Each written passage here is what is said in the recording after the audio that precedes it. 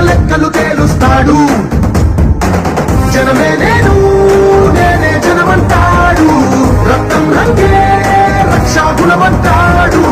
ఊపిరి మొత్తం ఉద్యమ రంగంలా దౌర్జన్యాన్ని నిర్చించేలా గర్జిస్తున్నాడు. He's a legend.